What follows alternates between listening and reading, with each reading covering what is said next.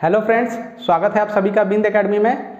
Friends, आज हम पढ़ेंगे स्लेव डायनेस्टी के बारे में। ठीक है, दिल्ली सल्तनत हम स्टार्ट करने वाले हैं और पहली डायनेस्टी जो हमारी है वो है स्लेव डायनेस्टी।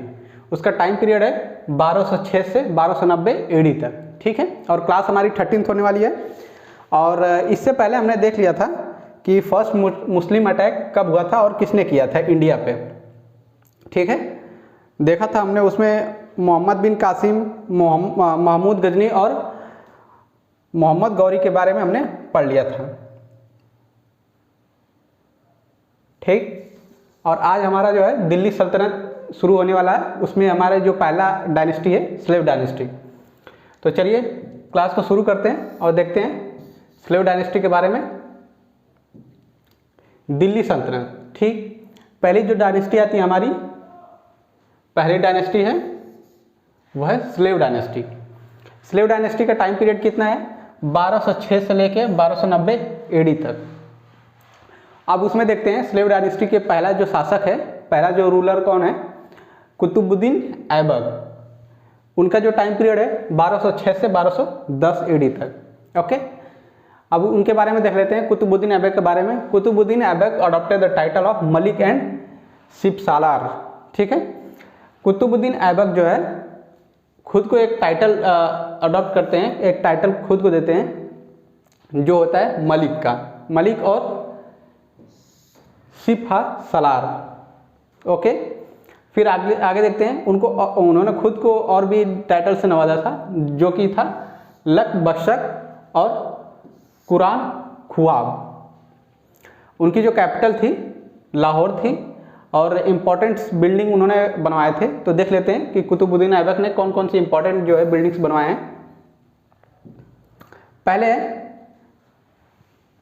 पहला जो बिल्डिंग है कुवैत उल इस्लाम मस्जिद, ये कहाँ पे है? दिल्ली में है। फिर दूसरा है ढाई दिन का झोपड़ा। ढाई दिन का झोपड़ा कहाँ पे है? अजमेर में है। आगे है कुतुब मीनार। हालांकि कुतुब मीनार इन्होंने ही बनवाया था, बट उसको जो है कंप्लीट किसी और ने करवाया था। आगे हम पढ़ेंगे, पर जो बनवाया इन्होंने ही था। ठीक है, पर कंप्लीट किसी और ने करवाया था, देखेंगे। देखिए, कुतुबुद्दीन ऐबक, कुतुबुद्दीन बिल्ट कुतुब मीनार इन महरौली, जो महरौली दिल्ली में पड़ता है। महरौली एक जगह है। कुतुबुद्दीन ने कुतुब मीनार को महरौली में बनवाया था, जो कि दिल्ली में पड़ता है, in memory of famous Sufi saint. वो एक याद में बनवाया था, जो कि फेमस सूफी संत हैं, उनके याद में उन्होंने बनवाया था। कुतुब मीनार कहाँ बनवाया था? महरौली और दिल्ली में। Qutub Minar was completed by Iltutmish. ठीक, अभी मैंने बताया था कि कुतुब मीनार की जो बनाने का शुरुआत किया गया था कुतुबुद्दीन ऐबक द्वारा किया गया था कुतुब मीनार का, और उसको कंप्लीट किसके द्वारा किया गया था? इल्तुतमिश के द्वारा। Qutbuddin Aibak died in 1210 AD, यानी 1210 एडी में कुतुबुद्दीन की मृत्यु हो जाती है प्लेइंग पोलो, जब वो पोलो खेल रहे थे। पोलो आपको पता होगा, पोलो एक गेम होता है जो कि घोड़ों पे सवार होकर खेला जाता है। ओके, तो घोड़े पे जब सवार होकर वो गेम खेल रहे थे पोलो, उसी टाइम घोड़े से गिरकर उनकी मौत हो जाती है। तो इसकी वजह से कुतुब मीनार कंप्लीट नहीं हो पाता है, लेकिन उसको इल्तुतमिश बनवाते हैं, आगे कंप्लीट करवाते हैं। फिर उसके बाद अगला जो शासक आते हैं आराम शाह। सेकंड जो शासक है रूलर है आराम शाह। इनका जो टाइम पीरियड है 1210 से 1211 एडी तक। बट ये इतना कोई खास नहीं है, क्योंकि इनके बारे में इन्होंने कुछ अपने शासनकाल में कोई खास काम नहीं किया था, तो इसलिए एग्जाम पॉइंट ऑफ व्यू से ये इतना इम्पोर्टेंट नहीं है।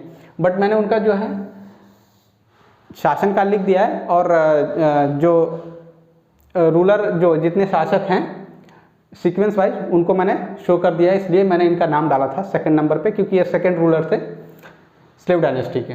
फिर तीसरे जो रूलर आते हैं, शासक आते हैं इल्तुतमिश, जिन्होंने कुतुब मीनार को कंप्लीट करवाया था। इल्तुतमिश का जो शासनकाल है 1211 से 1236 एडी तक। He was considered as the real founder of Delhi sultanate. इनको जो है इल्तुतमिश को ये माना जाता है कि जो रियल यानी जो असली जो फाउंडर हैं दिल्ली सल्तनत के, इल्तुतमिश को ही माना जाता है। Iltutmish was a slave of Aibak. Qutbuddin Aibak जो हैं उनका ये एक स्लेव थे। स्लेव यानी दास, ठीक है, दास होते हैं जो स्लेव, कर्मचारी दास, उनको स्लेव बोला जाता है। तो इसलिए इसको भी स्लेव डायनेस्टी भी बोली जाती है। इल्तुतमिश जो थे कुतुबुद्दीन ऐबक के स्लेव थे यानी दास थे। Who later on became the son in law, जो बाद में इनके सन इन लॉ बन जाते हैं, क्योंकि कुतुबुद्दीन ऐबक की जो डॉटर होती हैं, जो बेटी होती है, उनसे इल्तुतमिश शादी कर लेते हैं और फिर ये है सन इन लॉ बन जाते हैं कुतुबुद्दीन ऐबक के। ठीक। He was the first ruler of India who adopted the title of Sultan. ये पहले शासक थे इंडिया के जिन्होंने खुद को सुल्तान का टाइटल दिया था।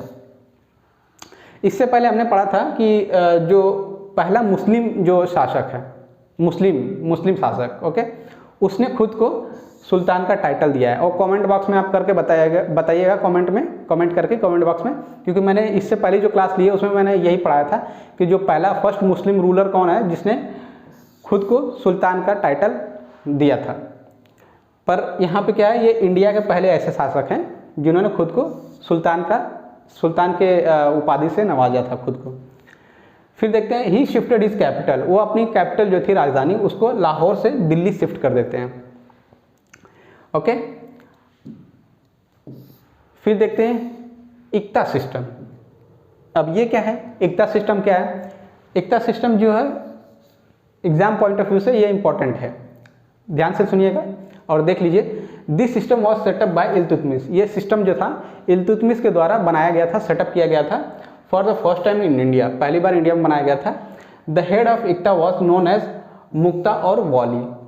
जो इसके हेड होते थे उसके मतलब जो मुखिया होते थे उसको क्या बोला जाता था?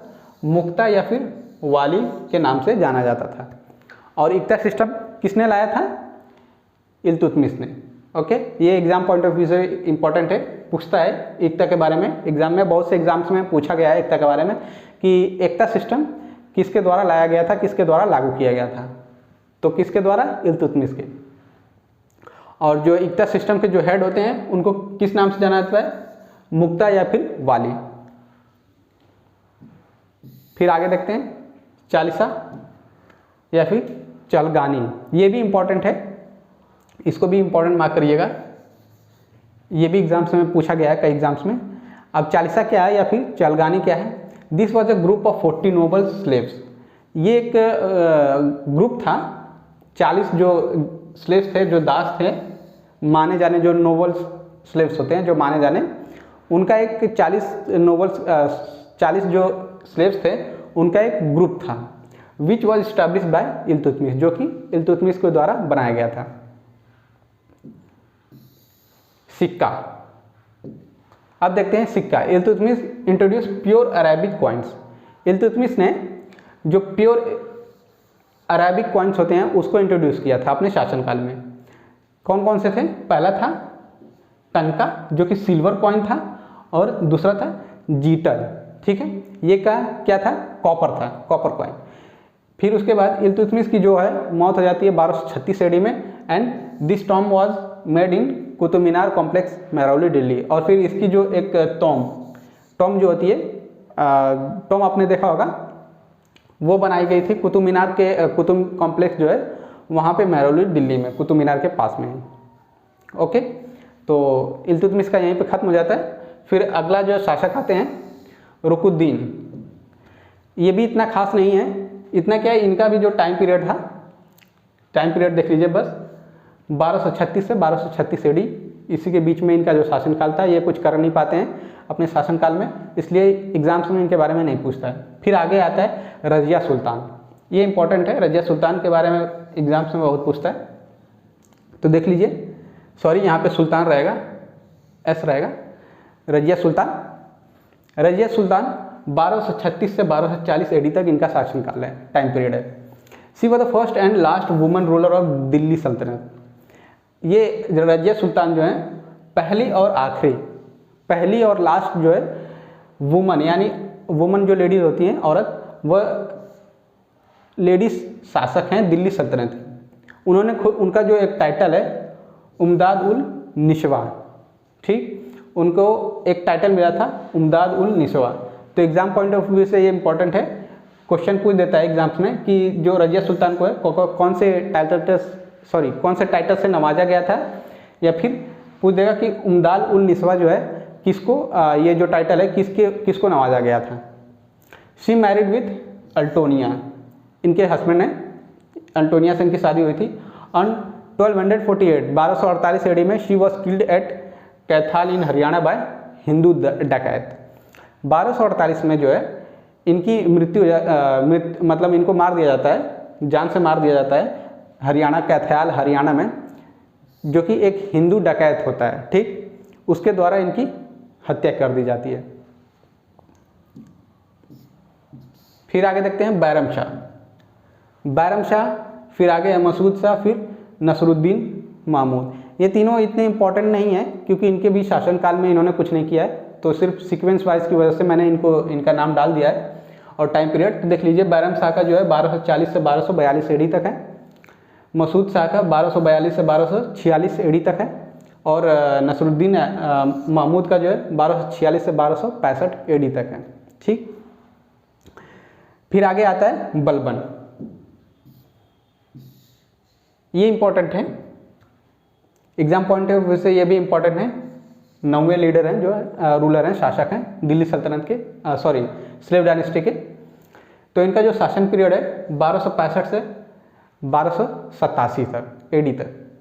बलबन अबॉलिस्ट चालीसा, बलबन ने जो चालीसा था जिसको इल्तुतमिश ने किया था, शुरुआत किया था, उसको बलबन अबॉलिश कर देता है, यानी ख़त्म कर देता है। बलबन क्या करता है, चालीसा या फिर चहलगांव जो होता है, अभी हमने पढ़ा था, उसको बलबन जो है पूरी तरह खत्म कर देता है, यानी अबॉलिश कर देता है। Which was established by Iltutmish. He called himself to be descendant of Afrasiab dynasty of Persia. वह खुद को जो है मानता है, बलबन खुद को मानता है कि एक जो पर्शिया की डायनेस्टी है, पर्शिया की जो डायनेस्टी है अफरासियाद, उससे कंपेयर, मतलब वो बोलता है, खुद को मानता था कि मैं अफरासियाद डायनेस्टी से बिलोंग करता हूँ। ही इंट्रोड्यूस सर्टेन पर्शियन स्टाइल, इसने कुछ पर्शियन जो है स्टाइल इंट्रोड्यूस किया था। इन हिज कोर्ट्स, अपना जो कोर्ट्स होता है जहाँ पे बैठ कर ये पूरा शासन देखता रहता था, उसमें कुछ पर्शियन स्टाइल इसने इंट्रोड्यूस किया था, लागू किया था, जिसका नाम था सिजदा और पैबास। ओके, याद रखिएगा, सिजदा और पैबास। ये पूछ देता है एग्जाम में कि बलबन ने कौन सा पर्शियन स्टाइल इंट्रोड्यूस किया था अपने कोर्ट्स में, या फिर सिजदा और पैबास ये क्या है। तो ये क्या है, एक पर्शियन स्टाइल है जो बलबन द्वारा इंट्रोड्यूस किया गया था। He introduce the celebration of Persian new year. Persian new year एक जो कि नवरोज के नाम से जाना जाता है, पर्शियन ये नया साल मनाया जाता है, उसको नवरोज बोलते हैं। हम जो है 1 जनवरी को जो है नया साल मनाते हैं, वैसे ही एक पर्शियन न्यू ईयर होता है, पर्शिया में ऐसा मनाया जाता है, उसको जो कि नवरोज बोला जाता है, ठीक। तो इस नवरोज को भी उसने इंट्रोड्यूस किया था या फिर लागू किया था अपने शासनकाल में, क्योंकि वो खुद बोलता था, खुद मानता था कि मैं जो है अफरासियाद जो कि पर्शिया की एक डायनेस्टी है वहाँ से बिलोंग करता हूँ, ठीक है। Balban adopted the title of जिले इलाही, ये भी इम्पॉर्टेंट है। जिले इलाही क्वेश्चन पूछ देता है कि जो है जिले इलाही टाइटल किसको दिया गया था, तो किसको मिला था, बलबन को मिला था। He introduce blood and iron policy, इसने ब्लड और आयरन पॉलिसी की शुरुआत किया था। जो मैं पॉइंट्स लिखा हूँ उसको आप एग्जैक्टली उसी सीक्वेंस में आप लिखते जाइएगा, नोट्स करते जाइएगा कॉपी में, ठीक है। ये सारे इंपॉर्टेंट पॉइंट हैं, ये जितने भी पॉइंट्स हैं, इन पॉइंटों में से किसी न किसी एग्जाम्स में क्वेश्चन पूछा गया है, ठीक है। तो इसी सीक्वेंस वाइज से आप लोग भी जो है अपने नोटबुक में लिखते रहिएगा, नोट्स करते रहिएगा। He introduce the blood and iron policy, उसने ब्लड और आयरन पॉलिसी इंट्रोड्यूस किया था। He built red palace in Delhi, जो दिल्ली में रेड पैलेस है, लाल किला है, उसको बनवाया था। ही was the pattern of Aamir Khusro, ये जो है आमिर खुसरो एक थे, उनका ये पैटर्न है, ठीक है। फिर इसने दीवानी ए बरीद का शुरुआत किया था, दीवाने बरीद, ये भी इम्पॉर्टेंट है, दीवाने बरीद याद रखिएगा। This was a intelligence department which was set up by Balban, ये एक इंटेलिजेंस डिपार्टमेंट थी, जैसे आज के ज़माने में CBI CID ये सब हैं। तो उस टाइम क्या था, बलबन ने दीवाने बरीद की शुरुआत किया था, जिसमें एक ग्रुप था, इंटेलिजेंस डिपार्टमेंट था, ओके, जो कि बलबन के द्वारा शुरुआत किया गया था। और एक और था दीवाने एर्ज।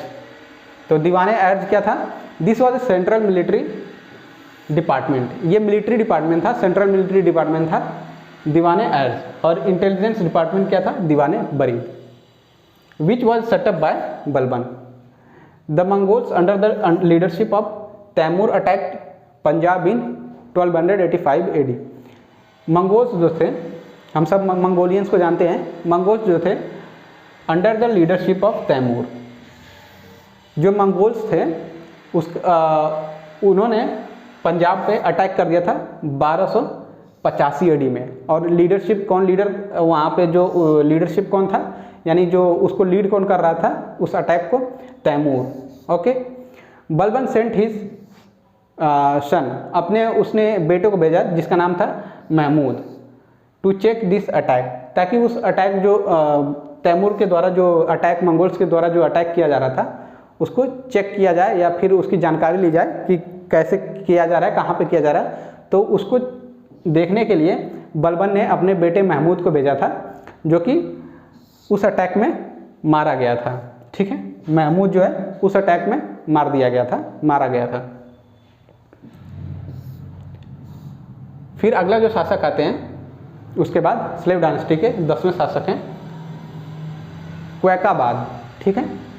ये भी इतने खास नहीं है, इनका जो है शासनकाल 1287 से लेके 1290 AD तक।